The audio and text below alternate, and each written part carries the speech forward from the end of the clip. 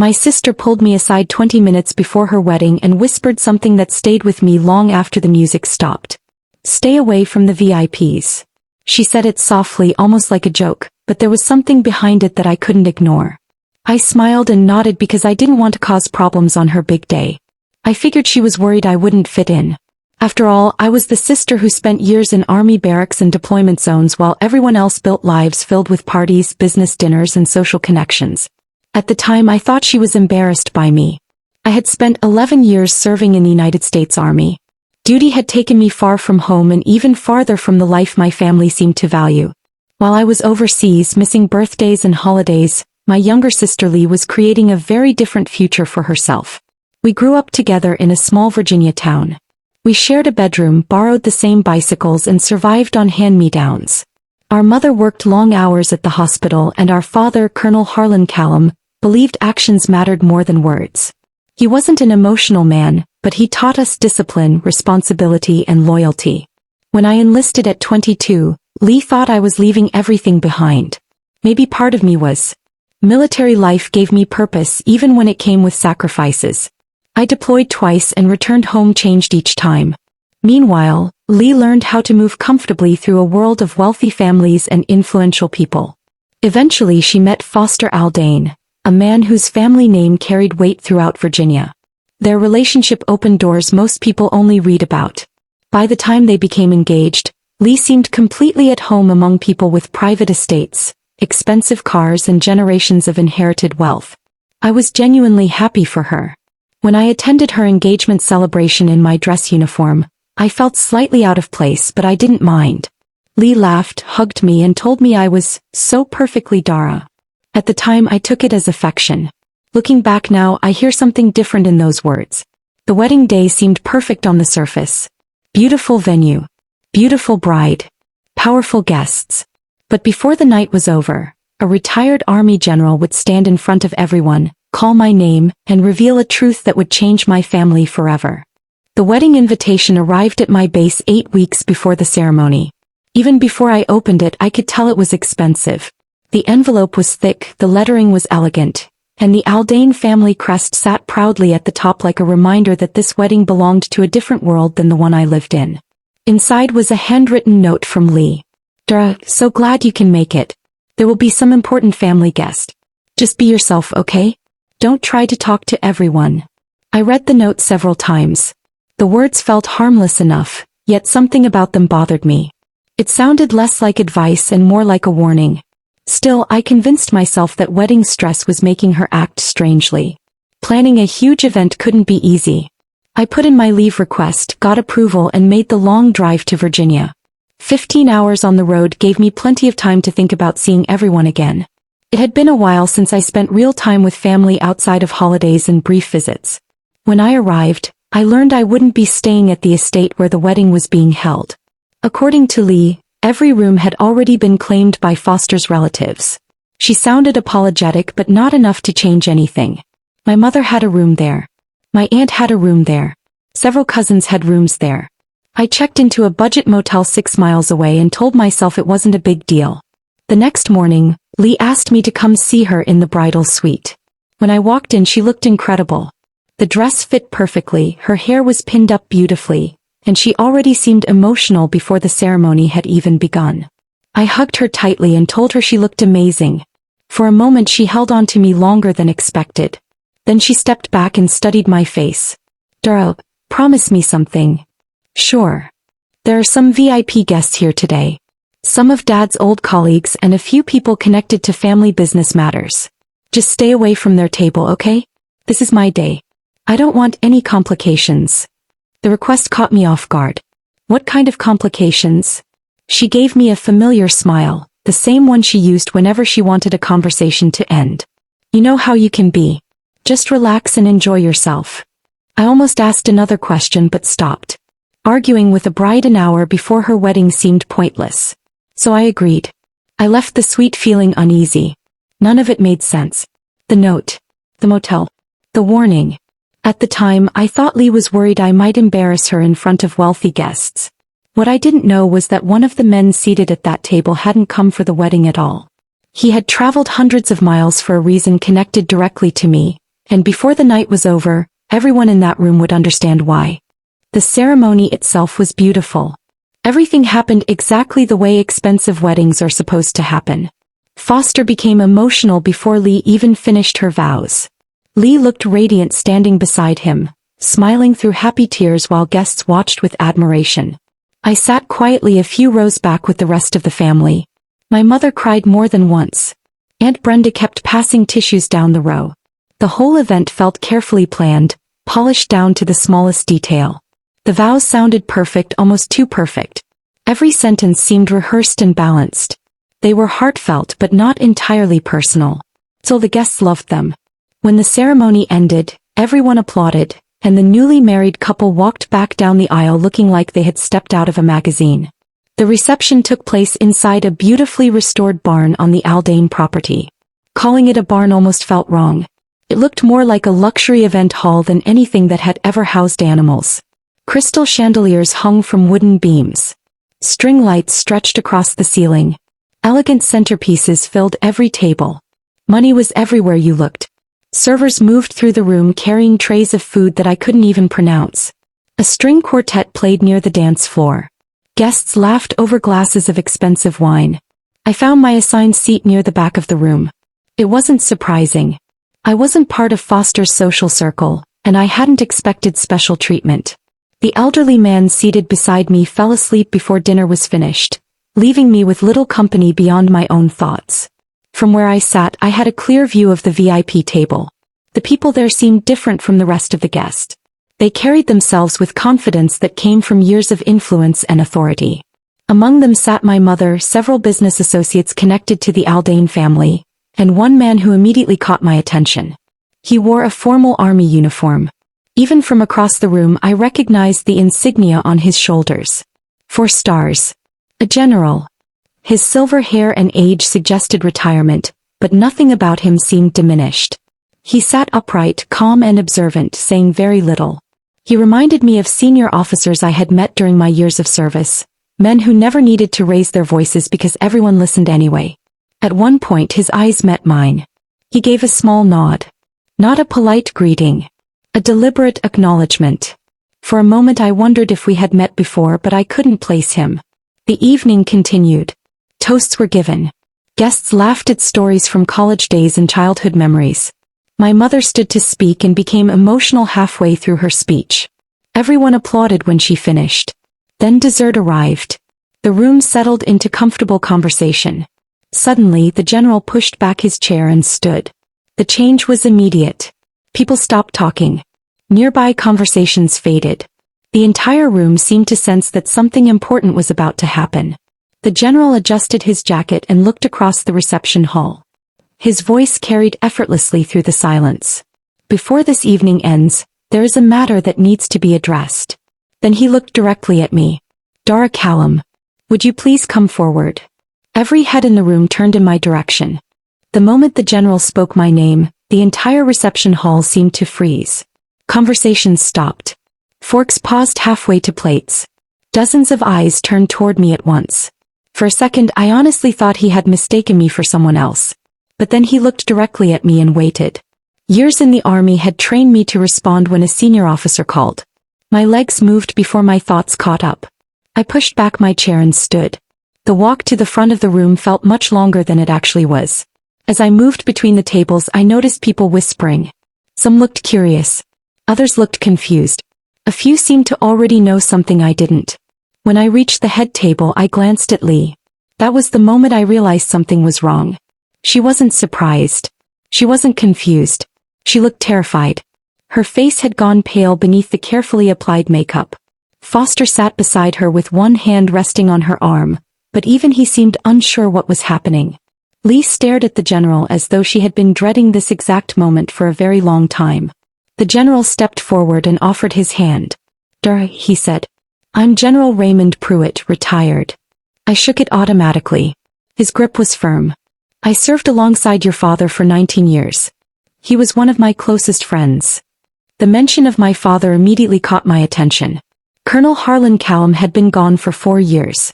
His death had happened while I was overseas. By the time I returned home the funeral was already over. Everything had been handled. Lee told me there wasn't much to settle. No complicated estate. No major assets. No important paperwork. Just grief. At least that was what I had believed. General Pruitt continued speaking. 3 years ago, your father appointed me executor of his estate. The words hit me like a physical blow. Executor. Estate. Those weren't words connected to the version of events I had been given. My thoughts immediately returned to every conversation after Dad's death. Every question I had asked. Every answer I had accepted. I suddenly felt as if I were standing on ground that wasn't stable anymore. General Pruitt reached into his jacket and removed a sealed envelope. The room remained silent. He held it carefully before handing it to me. Your father instructed me to place this directly into your hands, he said. He was very clear about that. I stared at the envelope. The wax seal on the back carried a family crest I had never seen before. For a moment it didn't even feel real. The general's expression softened. I owe you an apology, he said. For quite some time, I was led to believe you had already received everything intended for you. My chest tightened. Slowly I turned toward Lee. Tears were running down her face. Not the tears of a happy bride. Not wedding tears. These came from somewhere deeper. She looked like someone watching a secret unravel in front of an audience she could no longer control. Neither of us spoke. The answer I needed was sitting in my hands. With every person in the room watching, I broke the seal and opened the envelope. My hands felt strangely heavy as I unfolded the letter. For a moment, the noise of the reception hall disappeared. The guests, the music, the decorations, everything faded into the background. All I could see was my father's handwriting. I recognized it instantly.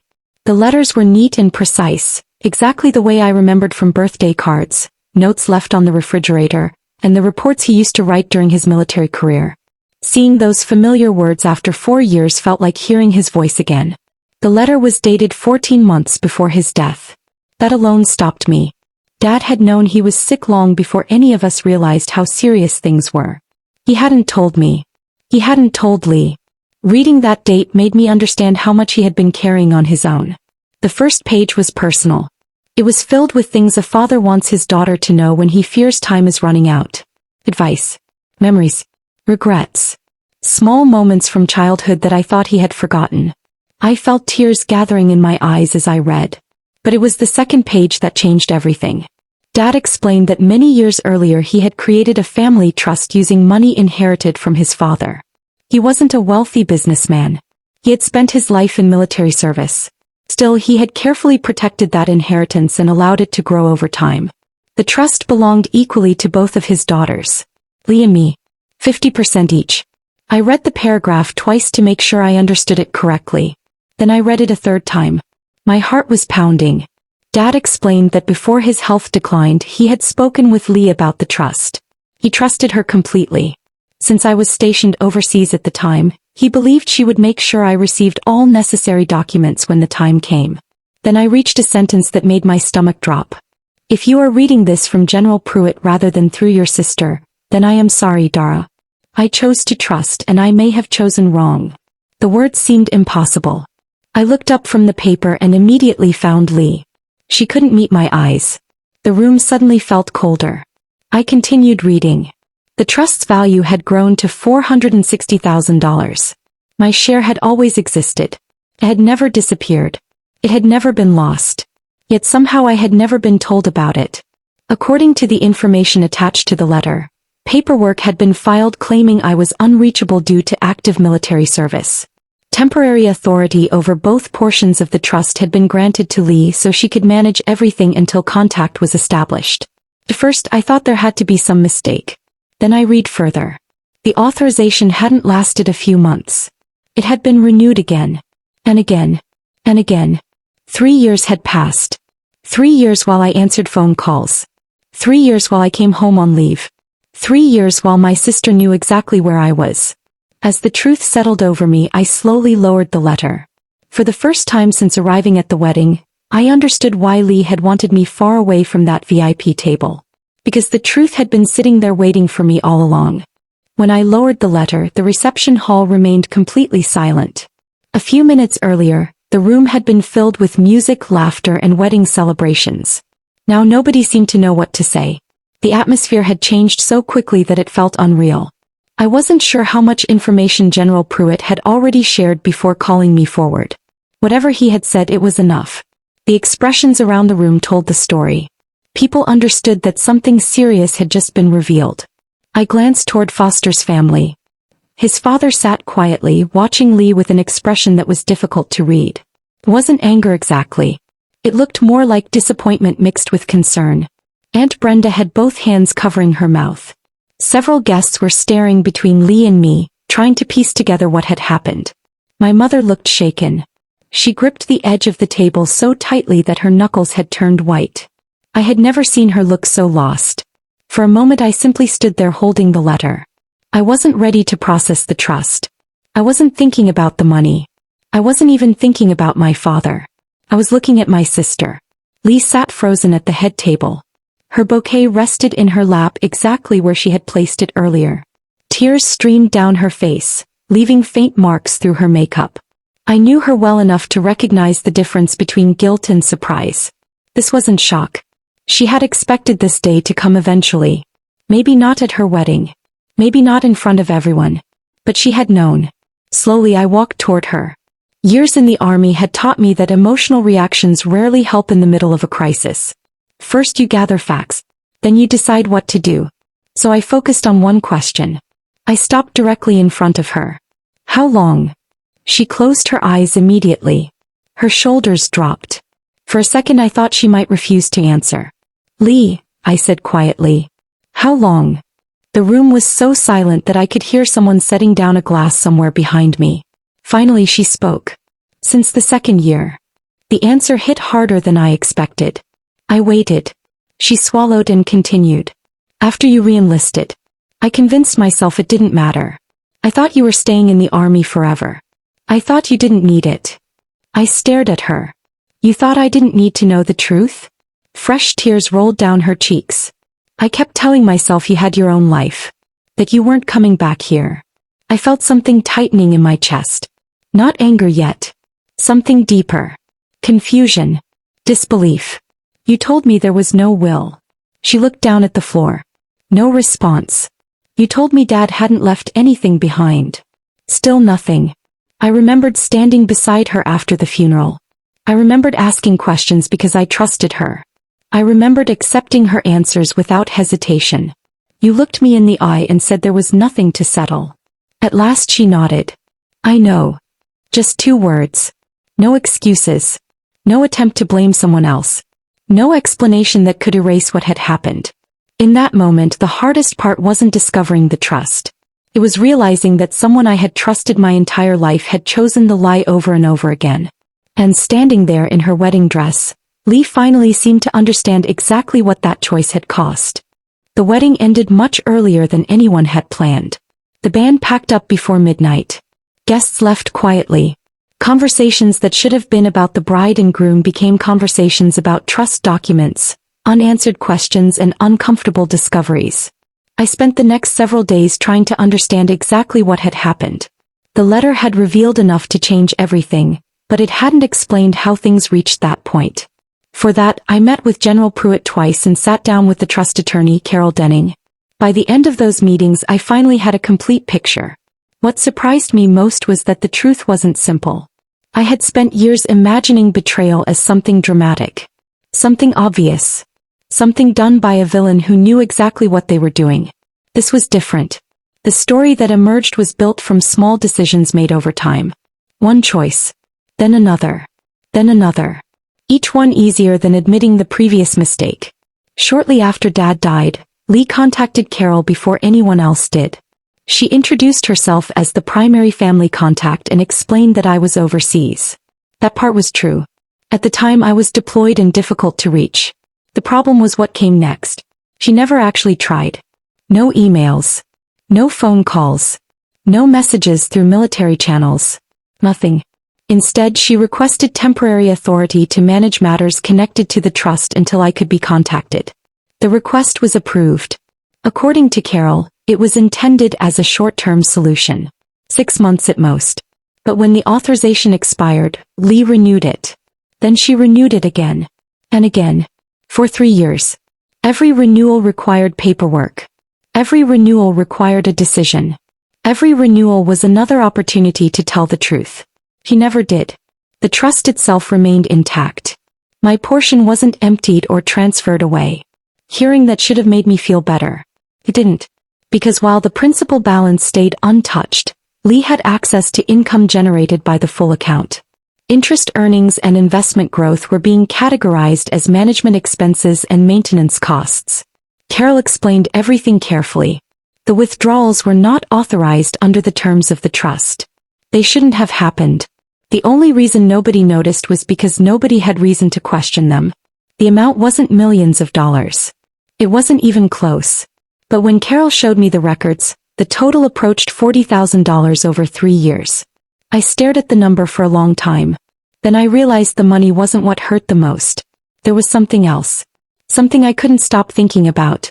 8 months after Dad's funeral, I had called Lee from my base. I remembered the conversation clearly. I had been exhausted. Burned out. Unsure if I wanted to continue serving. For the first time in years I was considering coming home. I asked her what things looked like back there. Whether there was anything waiting for me. Whether I could afford to start over. Lee had answered without hesitation. He told me there was nothing. No resources. No support. No financial cushion. No reason to leave the army. She encouraged me to re-enlist and stay where I was. At the time I trusted her completely. Now I understood something painful. While I was asking whether I had a future outside the military, she already knew about the trust. She knew I had options. And she said nothing. Then I signed the paperwork and gave another chapter of my life to a decision built on information she chose to hide. In the weeks after the wedding, one question stayed with me no matter how hard I tried to move past it. Did my mother know? I could understand what Lee had done. I couldn't accept it, but I understood it. What I couldn't figure out was whether my mother had been part of the deception or simply standing close enough to miss what was happening. 3 weeks later I drove to her house after work. The sun was setting when I pulled into the driveway. Nothing about the place had changed. The same flower pot sat beside the porch. The same wind chimes hung near the front door. It looked exactly the way it had looked during my childhood. Mom opened the door before I even knocked. For a few seconds neither of us spoke. She looked at me with familiar eyes, full of affection and sadness. Growing up I had always felt loved by her, but I had also sensed a distance I could never quite explain. Back then I assumed it was my imagination. Now I wasn't so sure. She invited me inside and we sat at the kitchen table. 2 cups of coffee cooled between us untouched. I decided not to circle around the subject. Did you know? I asked. The question hung in the air. Mom stared at her hands for a long time before answering. I didn't know about the money. Her voice was steady but tired. I need you to believe that, Dara. I watched her carefully. Part of me did believe her. But there was something she wasn't saying. But? I asked. She sighed. But I knew your father had made arrangements before he died. I felt my stomach tighten. What kind of arrangements? He told me there was a trust. The words landed heavily between us. I leaned back in my chair. And after he passed? She lowered her eyes. I asked Lee about it. What did she tell you? Mom hesitated. She said she had already spoken to you. She said you weren't interested in dealing with any of it and preferred to leave everything in her hands. For a moment I couldn't find the right response. You believed that? Her eyes filled with regret. Yes. The answer hurt more than I expected. Why? She looked at me carefully. Because she's my daughter. The words escaped before I could stop them. So am I. Mom flinched immediately. Not because I raised my voice. I hadn't. It was because we both knew there was truth inside those 3 words. Silence settled over the kitchen. Finally she spoke again. I think I made a mistake I've been making for years. I waited. I let Lee speak for the family. She was here. She handled things. She always seemed to know what to say. You were away so much. You never asked for help. You never demanded attention. You always managed on your own. I stared at the table. She continued quietly. I think I convinced myself you didn't need me to double-check. That conversation stayed with me long after I left her house. Driving home that night I realized something painful. Being dependable doesn't guarantee people see your struggles. Being strong doesn't mean people understand your needs. Sometimes the person who asks for the least becomes the easiest to overlook. And sometimes the people who fail you aren't acting out of cruelty. They're simply choosing the path that requires the least effort, without realizing the cost someone else will eventually pay. For the first month after the wedding, I avoided Lee completely. She called 4 times. Each time I watched her name appear on my phone and let it ring until it stopped. I wasn't ready to hear her voice. Every unanswered call felt easier than reopening a wound that still felt fresh. Then came the 5th attempt. Instead of hanging up, she left a voicemail. It lasted 12 minutes. I didn't listen to it immediately. The notification sat on my phone for almost 2 days before curiosity finally won. Even then, I couldn't bring myself to hear it at home. I parked my car in an empty lot after work, turned off the engine and pressed play. I only listened once. That was enough. What struck me most was that Lee didn't spend 12 minutes defending herself. She wasn't trying to argue that she had done nothing wrong. Instead, she explained how it happened. She talked about the first paperwork renewal after Dad's death. According to her, it felt temporary. Something she would fix later. Something she would eventually tell me about when the timing seemed right. Then later became months. Months became years. And the lie became part of everyday life. She admitted that she had repeated the same story so many times that she almost started believing it herself. She convinced herself I didn't need the trust. She convinced herself I wouldn't care. She convinced herself she was handling things responsibly. The more she repeated those ideas, the easier it became to avoid the truth. Then she revealed something I hadn't expected. She had been the one who informed General Pruitt that I would attend the wedding. At first I didn't understand why. Then it clicked. Somewhere deep down she wanted it to end. She wanted the secret gone before she began her married life. But when the moment actually arrived, fear took over. That explained the warning in the bridal suite. That explained why she wanted me away from the VIP table. She had opened the door herself and then desperately tried to close it before anyone walked through. After the voicemail ended, I sat in my car for a long time staring through the windshield. A week later, I finally called her back. It was a Sunday morning. The conversation lasted around 20 minutes. Neither of us pretended things were okay. At several points both of us cried.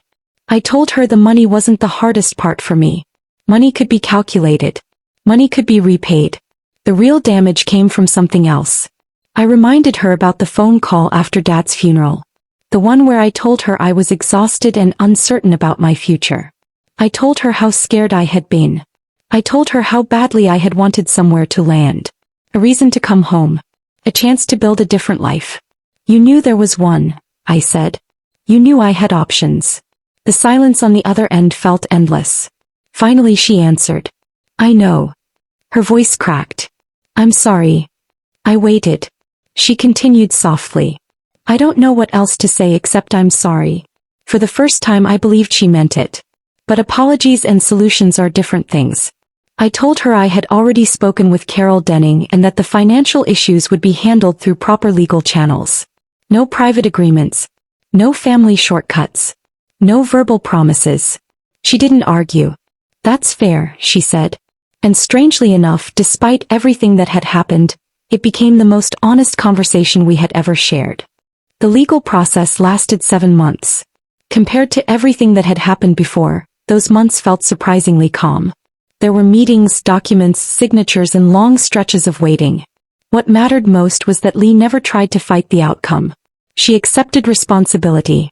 The money that had been taken from the trust's growth was repaid through arrangements involving her new husband's family. The details were complicated, but the result was simple. The account was corrected and I finally gained full access to what my father had intended for me all along. The trust was worth $460,000. My share came to $230,000. When the transfer was complete, people kept asking what I planned to do with it. The truth was probably disappointing. I didn't buy a luxury car. I didn't quit everything and disappear. I didn't make any dramatic announcements. For years, my life had been built around schedules, orders, deployments, and responsibilities. What I wanted most wasn't excitement. It was peace. I placed most of the money into stable investments and took 2 months away from work. For the first time since joining the army at 22, I allowed myself to exist without a mission. I rented a small house near the Shenandoah Valley. The place wasn't fancy, but it was quiet. I spent mornings hiking trails that wound through the mountains. I cooked meals that rarely turned out the way recipes promised. I sat on porches with coffee and finished books that had been gathering dust on reading lists for years. Little by little, life became less about surviving and more about living. During that time, General Pruitt visited once. We spent an afternoon talking while watching the sun settle behind the hills. For hours he shared stories about my father that I had never heard before. Not Colonel Callum. Not the officer. Not the man who gave orders. He told me about Harlan. The friend. The husband. The father. He talked about Dad's fears, his hopes, and the things he rarely spoke about openly. One story stayed with me more than all the others. According to General Pruitt, my father worried about the growing distance between Lee and me long before he died. He understood that we were moving in different directions and feared neither of us knew how to close the gap. The trust had never been just about money. It had been meant as a bridge. A reason for two sisters to sit down together and deal with something honestly. Before leaving, the general said something I still think about. He spent your childhood teaching discipline, he told me. He wanted the last gift he gave you to be freedom. I carried those words with me. As for Lee, things never returned to the way they once were. Some breaks don't disappear completely. Trust takes longer to rebuild than money. But healing did begin. That Thanksgiving, the three of us gathered at Mom's house. We shared a meal, passed dishes around the table, and talked about everyday things. Nothing profound. Nothing dramatic. Just ordinary conversation.